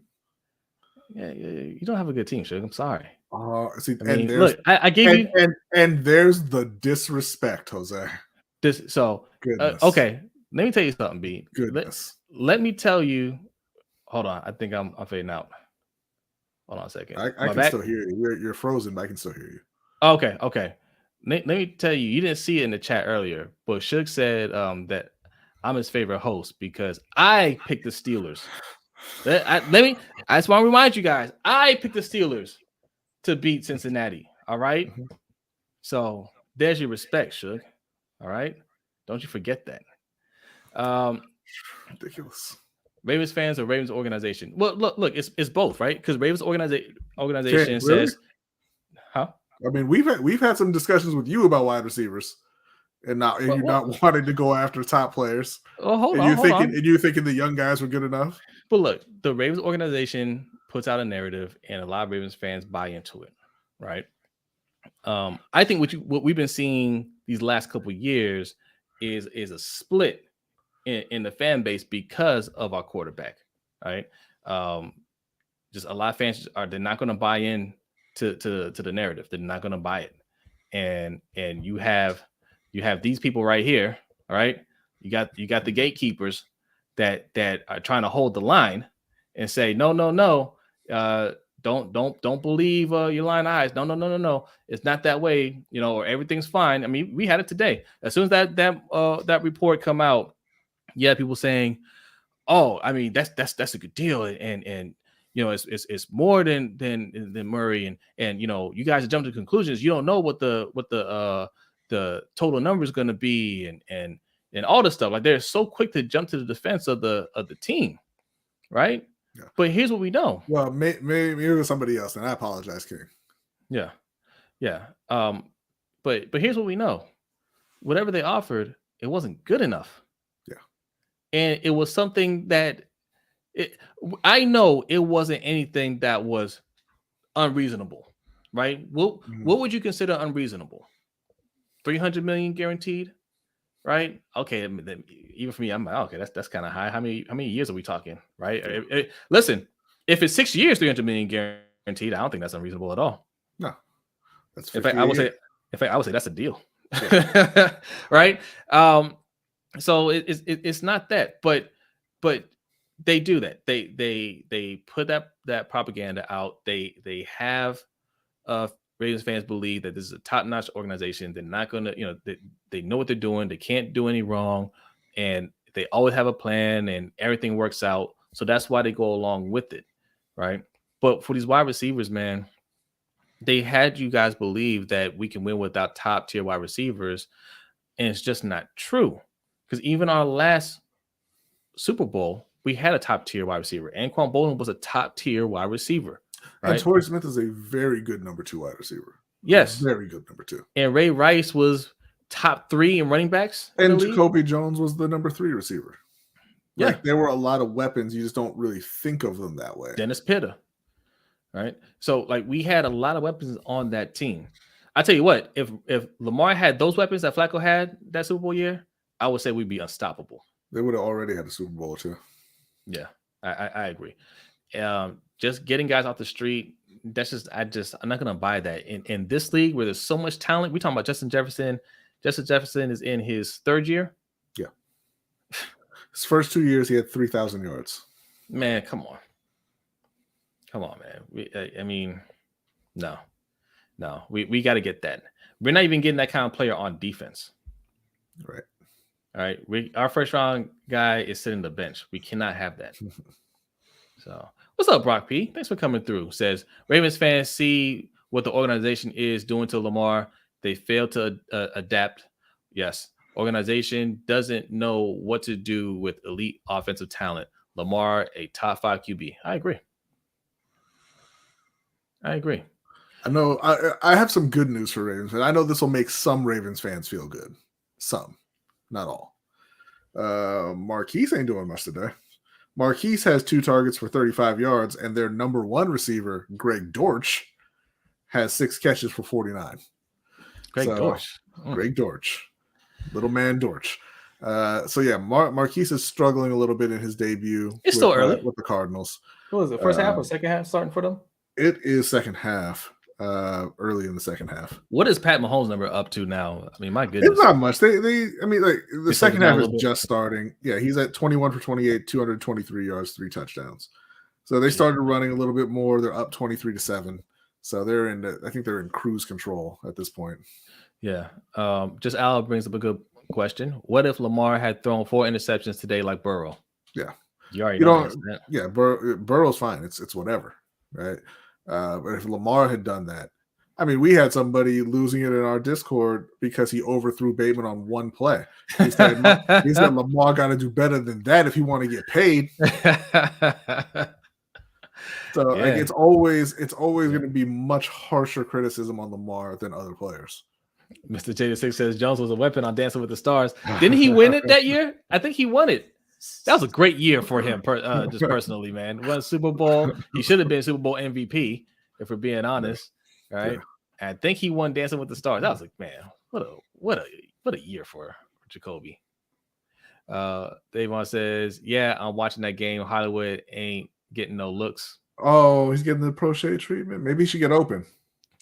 He gonna get open. Don't worry about that. Look, 4 quarters. All right, play 4 quarters because up until midway through the 3rd quarter, Bateman looked awful. Right. All right, but that touchdown changed everything. All right. Let's see. Got nothing against Hollywood. Yeah, I like Hollywood. I wish he was still on the team right now. Yeah, absolutely. Yeah. All right, we're gonna read a couple more comments. We're gonna get up out of here because hashtag no 2 hours. Okay, that's our motto over here. 71 people still in here, strong. Right. Well, 70 on YouTube. We got a couple on Twitch and Facebook. If you have a Twitch account and you like watching streams on Twitch, we are on Twitch, LBHTShow. Go ahead, go over there, follow us over there. Our Facebook page as well, Lunch Break Hot Take. Just look it up. We'll pop right up. You follow us over there. If you're watching over there, hit that like button. All right. If you're new, hit the subscribe over on YouTube. Okay. And Brock P says Hollywood's production fell off after Lamar got injured. It did, big time. It fell off before Lamar got injured, though. He was struggling a lot the second half of the season. I don't necessarily. I mean, Lamar getting hurt didn't help, but I don't think that was the reason. I think that he was. I don't even want to speculate why he fell off like that. I think he'll be fine in Arizona. I think he'll be fine. Yeah, I think so too. Look, week 1 is week 1 of a very long season, right? Yeah. 17 games. It's just one game, but it seems like it's a lot more, right? It's a long season. Either way, you don't want to overreact, right? Yeah. Unless you watch the Bills, they look like they are scary. I would be very scared whoever plays them. The Bulls look really good. The usual suspects is Bills, Chiefs, right? They look really good. You're gonna have to watch out for them. But other than that, man, like relax. It's week 1. Aaron Rodgers is getting pummeled right now, and that's how it started for him last year against New Orleans. New Orleans crushed them week 1. I think it was at home too, right? He ended up winning league MVP. So it's 1 week. It's not a big deal. Yeah. JP says, what are you guys predicting the Ravens record after September? I'm leaning towards a 500 record going into the Bengals game. Okay. So we have Miami next week. Who do we have after that? Is that the Bills? Hang on 1 second. Pat Mahomes just threw his 4th touchdown. I'm trying to pull up the schedule now. I'm gonna read Danny's comment real quick. Danny wants to know: will the Ravens and Panthers be tied by week 2, or the Ravens up? I think there's a very good chance the Ravens lose next week. I'm not making that official yet, but okay. So they got the Jets this week, obviously. Miami next week at home, then they're at New England, and then they're home for Buffalo. Okay, so man, Miami looks good, but I'm gonna tell you right now, I am picking the Ravens to beat Miami. I'm picking them to beat Miami. I think that'll be a good game. We're going to stomp out the Patriots. That Buffalo game, man. I'm not saying I'm picking Buffalo, but I can't pick the Ravens right now. Okay. And the alternative would be, Buffalo. I plead the 5th. Okay. I plead the 5th. Listen. Buffalo look good, but let's see how they look over the next couple of weeks. All right. Yeah, I think that Rams game was a little bit of smoke and mirrors. Not that they're not good, but I don't think they're as good as they looked. Right. No team is I'll say no team is as good as they look, but I mean, they turned the ball over 4 times. They played a team that couldn't take advantage of it because they have O-line issues. They had issues with their run game. They had issues with their quarterback. Yeah. They need to play much better than they played on Thursday night to fulfill those Super Bowl hopes. Listen, I'm copping out a little bit. I'm going to say either 3-1 or 4-0 for the Ravens. All right. I have high expectations for this team, despite all the issues that I have with them. And you better too. If you're co-signing a lot of the stuff that they're doing, you better have very high expectations, because this is the team that they chose. All right. They handpicked this team that you see out there. So no excuses. Wow. Man, I said if Dobbins plays, that game won't even be close. Oh, okay. I like it. 42-17. What, you couldn't put a 42 on the Jets? That's one. Listen. Did Dobbins play against the Jets, B? No. Is Dobbins the second coming of Barry Sanders and Walter Payton? We're gonna find out. Know? We're gonna find out. Oh, I think we know. And the answer is no, he's not. He's he's a guy. You don't know. Maybe he's a guy plus. But wow, Yolanda said, Jose, that's a bold prediction for us to win against the Dolphins. I don't think it's bold. You don't think we can beat the Dolphins? I don't think that's bold at all. All right. They're not, look, they might be world beaters now. I don't think they're world beaters. I don't think that's bold at all. We can beat them. I'm not scared of the Dolphins. I'm a little scared, but I think we can beat them. Sound terrifying. No. Listen. Any game that Lamar plays in, we absolutely have a chance to win. That's just what it is. All right. There are games that we'll look ugly, but he'll find a way to carry us. But we can absolutely beat any one of these teams. I'm not saying we're favored against some of these top teams. I'm not saying I'm always going to pick us to win against some of these top teams. But we can absolutely beat any one of these teams with Lamar Jackson. So picking the Ravens to win any week is not bold, I don't think. Carolina can beat any of these teams too. They're just not going to. So yeah, okay, yeah. But you know what I mean, though, right?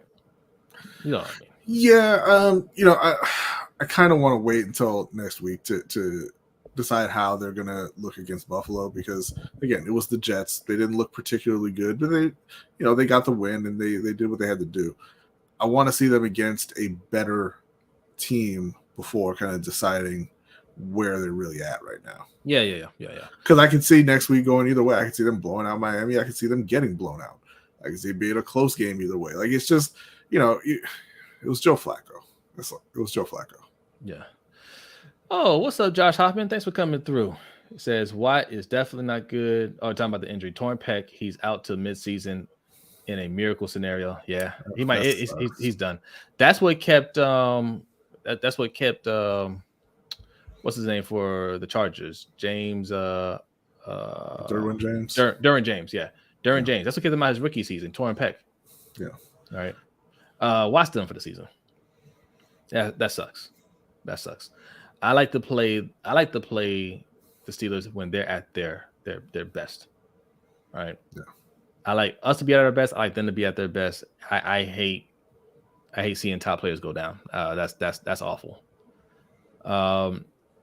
Let's see. Panthers next 3 games. Danny wants to know. B thinks next week is a win for sure, and then the 2 after that are losses, right?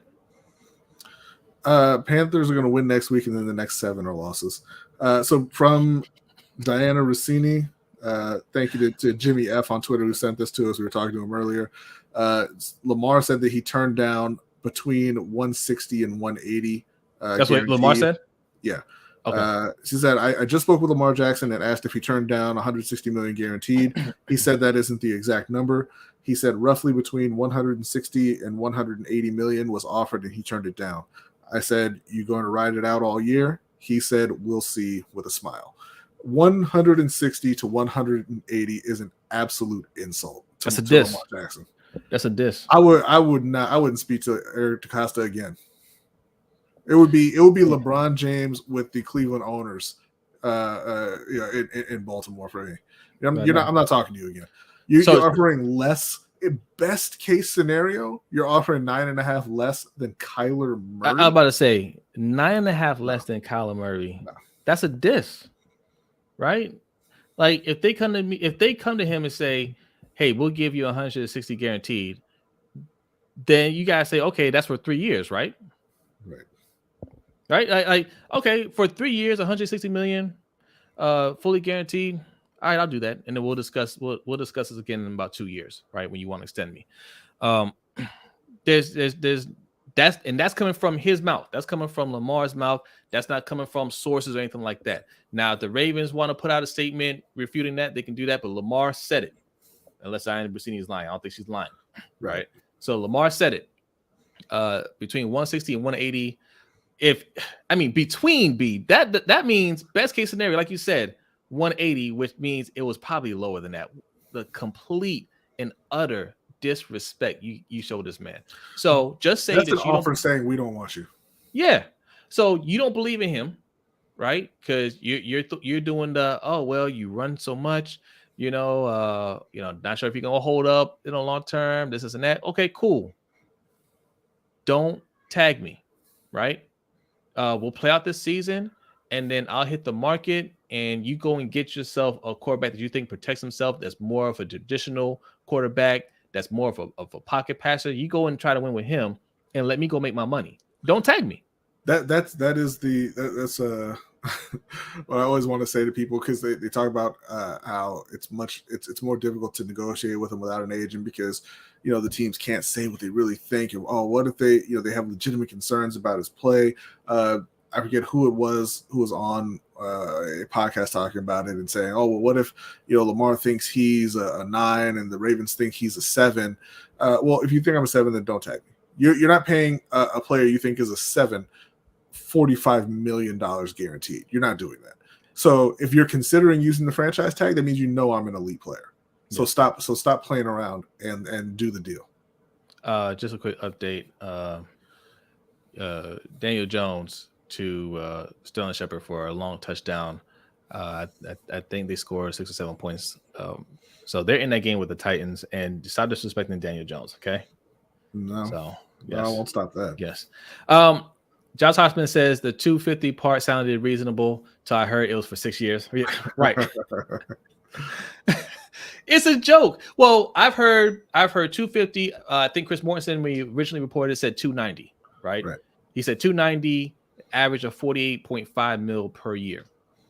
And then they just wouldn't say exactly how much total guaranteed money it would be. But Lamar just said it. Between 160 and 180. So you know what that tells me? They started with 160. That's what they started with. Yeah. And he just said no. And then it went up possibly to about 180. That's probably like their last ditch effort. Right. So that means that means B. On Friday, they said they upped their offer, right? I think that's what they said on Friday, the deadline. Yeah. They upped the offer a little bit more. So they just got to 180 on Friday. So that means when the Kyler Murray deal got done, they weren't even at 180. Right. They weren't close. Because again, as we keep on saying on the show, they don't believe in him as a passer. Mm-hmm. They don't. They believe in him as a player, but not as a passer. That's why they want him to run. That's why they don't bother getting him wide receivers, because they don't think that he can carry the team throwing the ball. And that's what that offer tells you.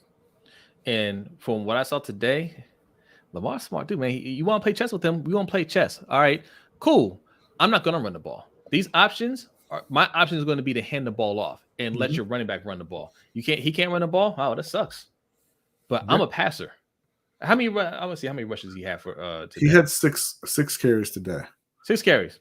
Cool. And at least one of them was, at least one of I remember specifically was a scramble. So yes, I don't know how many were actually designed. I wasn't keeping count while I was watching, but so I want him to keep doing that, and they're not going to say anything. I know they'll be thinking like, man, you need to run there. Nope, I'm handing the ball off. Every option is no option. Okay, hashtag every option is no option. You're going to hand the ball off. Right, I'm not running it. I don't care what read I see. I'm handing that ball off every time. Let your running backs do the work. I'm not a running back, right? Yeah. So yes, good for him. I want to see 3 to 5 carries a game, no more. Right. And let him I just wouldn't even, I'm not even gonna put a number on it. It's just, hey, if the protection breaks down, go ahead and run. If not, then don't. Yeah. And you saw some of that today. He held the ball a long time on some plays today, waiting for somebody to get open, which is why I'm not trying to go overboard on how the receivers played, because I mean there were a lot of plays where he was just standing there kind of waiting. But he took a few sacks today, or a couple of sacks, kind of just standing there waiting for something to develop. I think he was, actively thinking, I'm not going to run. Yeah. Now, the last part of what was asked and what he said is interesting. Yeah. Dan Rossini asked, is there any possibility of him getting the deal done during the season? And he smiled and said, we'll see. That means they might have already come in and said, all right, man, look, our bad. You know what I'm saying? Let's still try to work this out. And listen, there's that possibility still. There's that possibility if he keeps playing like he is today. I just believe that Lamar is just going to ball out this year. Lamar only had 2 design runs. Okay, thank you, Justin. I appreciate that. I believe he's just going to ball out this year. That's why I feel good about against the. Well, I'm sorry, just to be clear, what she asked was, "Are you just going to ride it out this all season?" And he said, "We'll see." So that doesn't necessarily mean anything with a contract. That could be, I'm not going to write it out. I'm going to tell him to trade me. Yeah. Because he did say, I'm not negotiating after that Friday. So we'll see. We'll see. But, look, if he's having a great year, right? He starts out hot like he did last year. They might look at it and be like, all right, we can't take the chance because we got Joe Burrow with 4 interceptions. You have Matt Stafford with 3 interceptions, right? Like you have these quarterbacks that, Stafford just got his money, but you got Joe Burrow who's about to get paid. This week won 5 turnovers, by the way. 5 turnovers, 4 interceptions and a fumble. And it's not going to mean anything. That doesn't affect how he's going to get paid at all. Nor should it. No, not at all. Not at all. He's already proven he's worth the money. Justin Herbert, again, he's worth the money, but we don't even know he's going to make the playoffs this year. Huh? Balling out today. What? Justin Herbert. He's balling out. He's at 3 touchdowns, no picks so far. 200 and something yards, 50 something yards. But we don't know if he's been balling out since he came into the league. Hadn't made the playoffs, right? So it's not going to matter. He's going to get his money. So those guys are going to get their money. If Lamar outperforms them, even if he doesn't, he's still going to want more. He just has more on his resume. And what are you going to do? Not pay him? Because, yes, they don't believe in him as a passer, but they also don't believe in themselves as an organization. That's what this whole situation tells you, that they don't believe in him as a passer. They don't really want to commit to him like that because they don't trust him. But yet, they also don't trust themselves because they're not willing to move on from him. You know who trusts themselves? The 49ers. Yeah. They said, we don't want to pay you anymore, Jimmy G, and we're going to go ahead and draft your replacement. Right? That's a team that trusts in themselves. Right? The Rams, the defending Super Bowl champs, who invested a lot of money into winning now, and they drafted Jared Goff #1 overall. I think they traded up to get him too. They invested in him. And they said, you know what? This isn't good enough. And we're just going to ship you out of here and upgrade quarterbacks slightly. All right. And they did it and they won. That's an organization that trusts themselves, that believes in themselves. This organization, they don't believe in themselves. Right. All right. We're getting close to that 2-hour mark. We got to get out of here. We can't do 2 hours. # no 2 hours. All right. A couple more and we are done. All right. We will see you guys on Wednesday. Attitude Pop says they said he gave more than Kyler, but people were saying, why hasn't he signed them? Well, it's because they offer less guaranteed money. Absolutely. But that number that was put out there today was just that was just to mislead you. Yeah, that's all it was. It was to mislead you. They didn't offer anywhere near what Kyler got. All right, $9.5 million short is disrespectful. Let's see. Josh Hoffman says, and he threw it away one time. Yeah. I was so happy to see that. Me too. I don't even remember that happening before. He did a few times. last year. Yeah, Yes. I remember when when Packers fans were really upset with Aaron Rodgers for a little bit, and he like taking sacks and whatnot, and he just said, "Okay, I'm just going to throw the ball away every time." Every time that the play is not opening up and there's nobody open, I'm just throwing it away, and they did not appreciate it. But no, you should absolutely do it. Protect yourself until you get the money. And Josh says the 49ers are like the old Ravens in that they have a good roster regardless of QB, except with some offensive weapons and offensive minds. Yeah. Yep. If you want to do more or less, your coaches better be top notch, and we don't have that. Yeah. All right. Ijpop says, not gonna lie, Trey Lance looked absolutely terrible and awful. A lot of people are gonna have down years on that team. They should have drafted Fields. No, I don't agree. I think Trey Lance is gonna be fine. Trey Lance will be. I mean, Fields was awful last year. Like, you got to give him a chance. This is his first game. It's his first game. He'll be all right. Mr. J says 2 hours and 30 minutes. No, it's not happening. In fact, go ahead. And Titans are back up. Okay. All right. With that, we are getting out of here. You guys finished watching some football. We say this every year, right? Don't just watch your team, watch other teams. There are games going on right now on my screen. I got Green Bay and Minnesota. Before we go, 28 for 36, 334 yards, 5 touchdowns, no interceptions for Pat Mahomes. Mecole Hardman just got a touchdown. Travis Kelce's at 8 catches for 121 yards and a touchdown. Juju 6 catches, 79 yards. Valdez-Scantling 3 catches, 36 yards. So yeah, I mean it's going well. It's going fine. Listen, they do not care. That's another team. Another team that believes in themselves, right? Hey, Tyreek Hill, we're willing to make you the highest paid wide receiver in the league. Tyreek says, I want a little bit more. You know what? Second thought, you can go. Yeah. We just thought about for an extra second, and we don't actually need you. So you can pack your bags, right? Mm-hmm. And they do not need him. No. And Tyreek Hill is a bad man. All right. So, all right, y'all. We are getting out of here. Thank you so much for hanging out with us for almost 2 hours. We will be back on Wednesday. If you are new, first of all, hit that subscribe button on your way out. We do a live show every Wednesday night at 7:15 p.m. Eastern Time, the LBHTShow. So we will cover this and start looking at next week's game a little bit more for Ravens and Panthers. Okay, Ravens play Dolphins next week, and the Panthers are playing the Giants. So we will review both games and give you our predictions and give you our predictions for the rest of the league, right? And we'll see how we did on this week's games. All right. But with that said, we are out of here. B, are you ready? I am ready. He is ready. Y'all have a good night. Enjoy the rest of your weekend. Watch some games, okay? Watch some other teams. Get some other perspectives. And we will see you next time. Peace out.